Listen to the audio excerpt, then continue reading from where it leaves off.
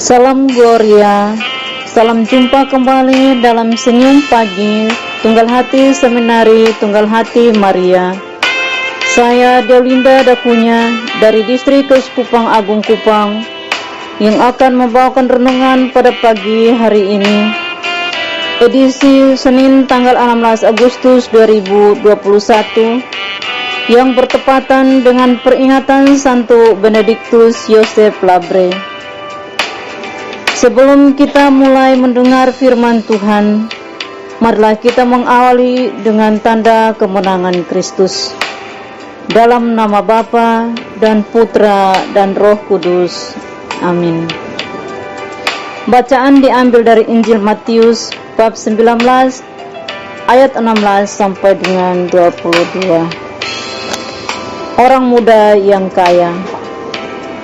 Ada seorang datang kepada Yesus dan berkata, "Guru, perbuatan baik apakah yang harus kuperbuat untuk memperoleh hidup yang kekal?"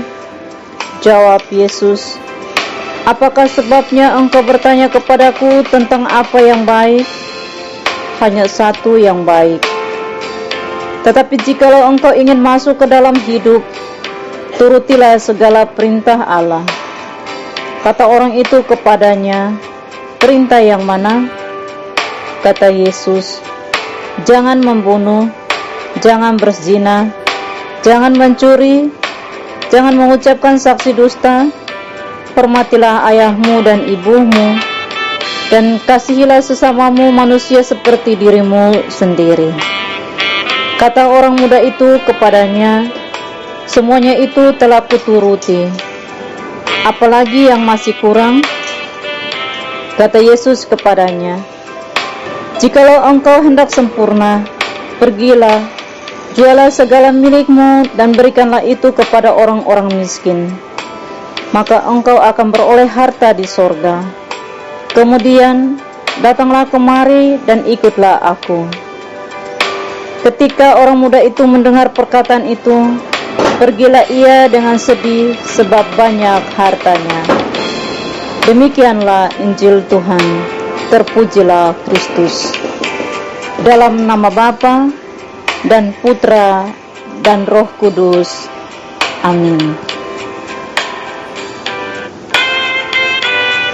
Saudara-saudaraku, Tunggal Hati Seminari Tunggal Hati Maria yang terkasih dalam Kristus.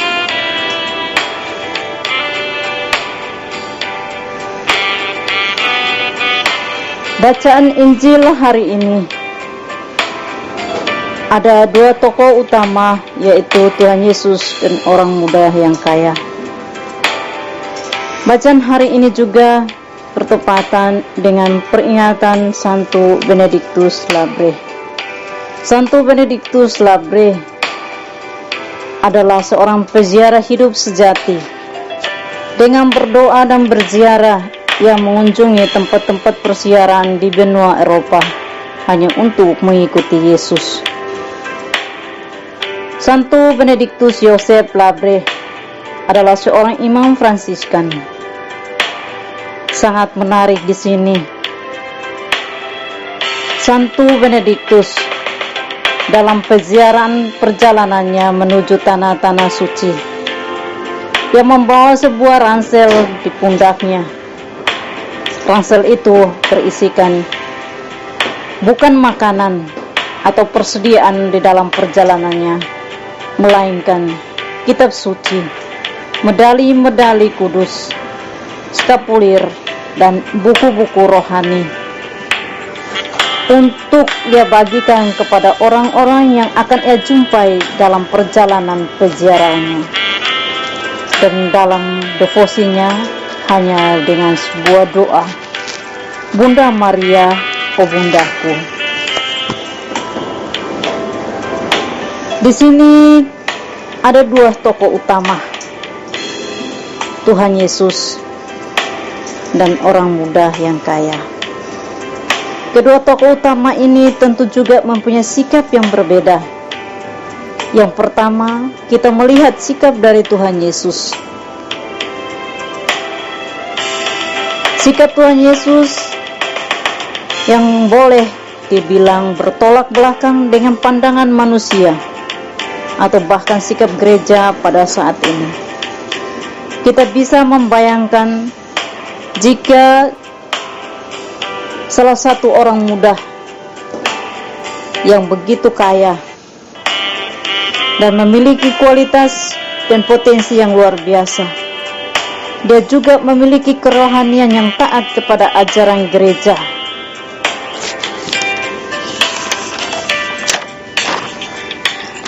Tentu kita bisa menduga orang yang seperti inilah yang dicari oleh gereja-gereja. Kenapa? Tentu ada alasannya. Dan dia juga pasti memiliki tempat yang istimewa dalam pelayanan hidup rohani di zaman seperti sekarang ini. Dan juga pasti mendapatkan jabatan yang bagus di dalam kehidupan sebagai masyarakat ataupun sebagai seorang yang Kristiani.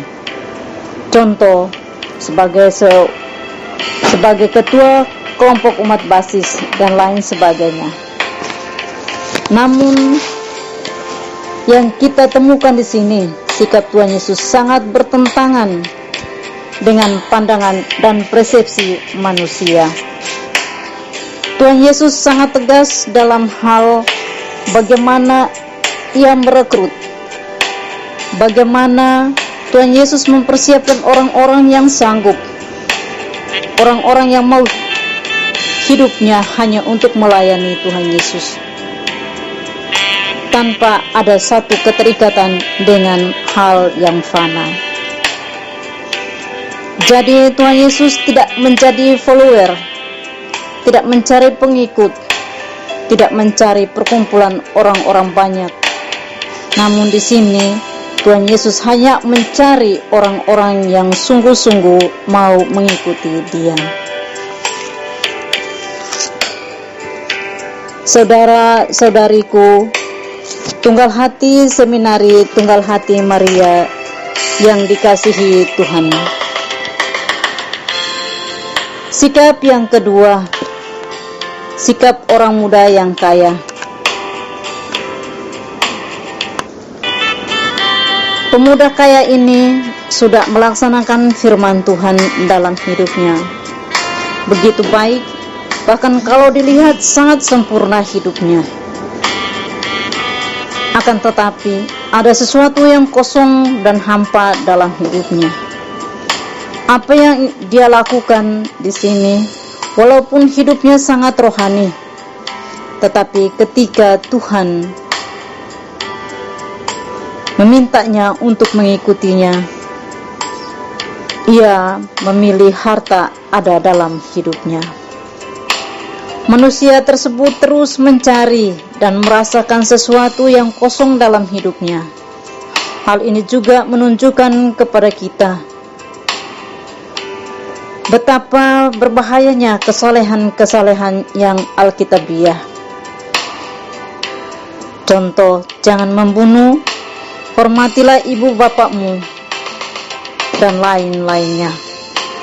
Tetapi ketika Tuhan menantang kita sungguh-sungguh memenuhi hukum pertama dan terutama pemuda yang kaya itu, dengan mengatakan mengasihi Tuhan Allahmu dengan seluruh segenap hatimu. Tuhan menantang orang tersebut sungguh-sungguh memenuhi hukum pertama dan terutama mengasihi Tuhan Allahmu dengan menjual seluruh harta kekayaan. Pemuda itu sedih, berarti dia gagal total untuk mengikuti Tuhan Yesus. Contoh lain, harta dalam kehidupan kita sehari-hari, misalnya pekerjaan kita, hobi kita, dan lain sebagainya. Ketika kita diminta untuk berhenti dari pekerjaan itu,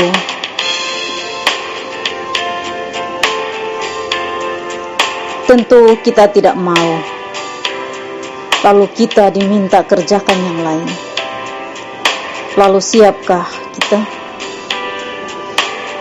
Tentu banyak sekali argumen kita. Bagaimana dengan istri anak saya? Bagaimana dengan hidup saya? Karena ini adalah mata pencarian saya. Saya sangat membutuhkan pekerjaan ini dan lain sebagainya.